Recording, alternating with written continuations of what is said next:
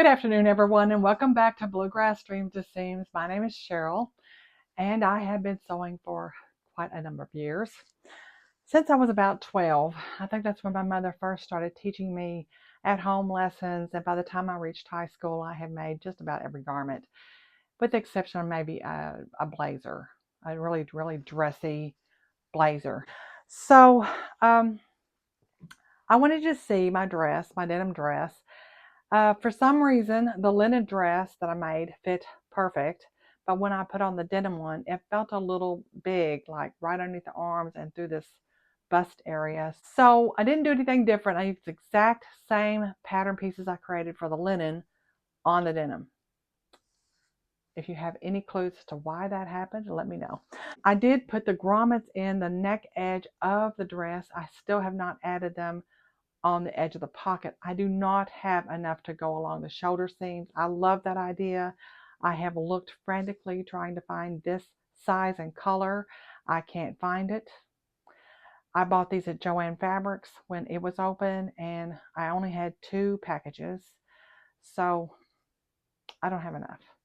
One package had already been dumped and used part of it. Okay, so what have I been up to in my sewing room? Not a whole lot yet because we've had the 3 birthdays that I have at the beginning of the month, so I've been a little busy. Hence why I haven't put out a video. I've been really busy. We went to Nashville last weekend and had a blast. Did a couple of things that the little ones really, really enjoyed, and out to dinner and of course have cake. But when I got back, I was looking at this jelly roll project that was assigned to me a year and a half ago. We purchased my ASG group. There's 6 of us. We went to a quilt store over toward Murray, bought jelly rolls. And you were supposed to take the jelly roll and make something, have it ready for the June meeting. Mine being Christmas themed, I didn't really want to take that. I could have, but I'd look at it and go, what am I supposed to see? I don't get it. And that's what they kept telling me. Just roll it out and look at it, see what you see. And I'm like, don't see nothing. I just, backed off several times. Probably 3 times I've had this out looking at it. This is the 4th time to have this out looking at it. And determined, put it together, do something with it. So I did. I took a series of greens and put them together. See? It will be used for something. I'm going to interface this part. It does not have to be quilted. I have 2 sections of this. There's this section, all those put together. These are going on the front of the jacket. They will need to be pre-quilted and backed because they're going to be pockets. So that will have to be done. Now you're probably saying, you're not going to use all that for pockets, are you? No, I'm not. There will be pieces left over. This will be on the back, and yes, I think I do want to pre-quilt it as well, but I have to think about it. But I do think I will quilt this, so it will also be pre-quilted. Now, this being lines, those of you who have quilted, and I'm really hoping Diane is watching because I'm counting on for Diane's help. But if you've done any quilting, please let me know. Should I stitch in the ditch these strips and then do cross diagonal in each direction? That would be 3 trips across the fabric if I do that. I don't want to cut the pieces out until I've quilted it. So the whole thing will be quilted. Both of these will be quilted. But let me know, should I stitch in this ditch going across all those lines? That would kind of stabilize it if I did that first. And then go across diagonally. And let me know what you think. I can look up videos about it if you just let me know what you think. I need your expertise, please. There's big pieces that I also will have to quilt. But the primary color is a blue that's got some white kind of swirling in it. I want it to look like snow. Just quilt it in the crisscross diagonal pattern and not worry about adding a thread to that to minimize, because there's going to be other decoration. So there'll be some applique. There's going to be this here. So is just crisscrossing enough?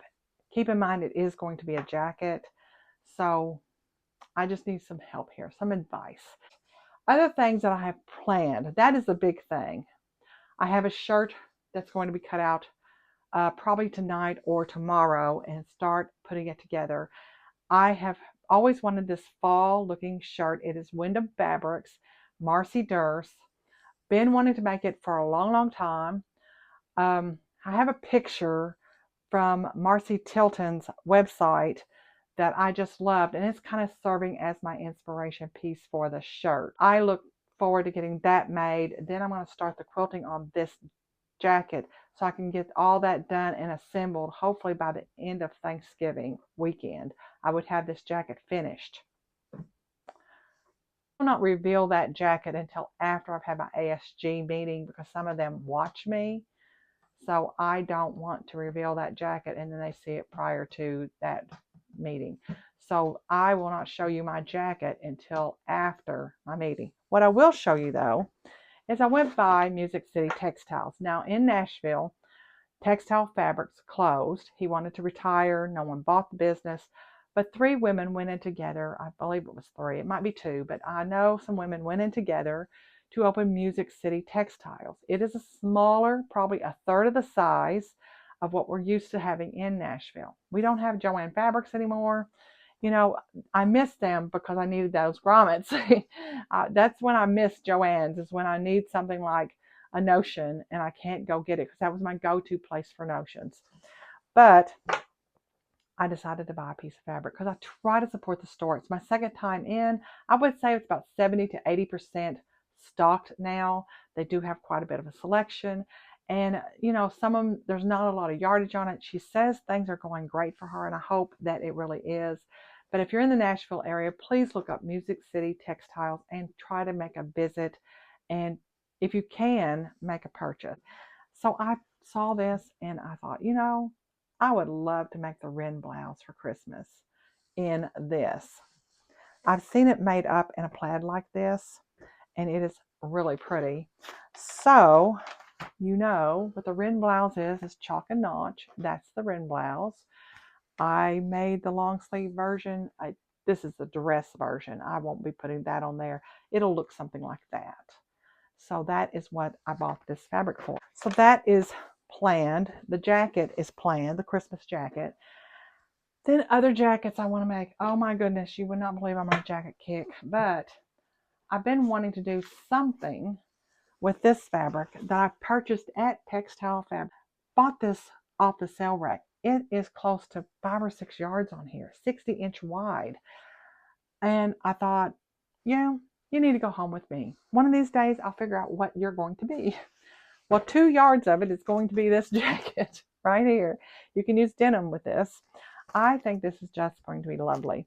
You can use light to medium weight linens. You can use wool, cotton, knit, corduroy, denim, and there is a big corduroy kick going on, so this would be really cute in corduroy. Then there is a spring jacket that I'm working on the idea because I saw this made up in Florida, and I've been wanting to make it ever since.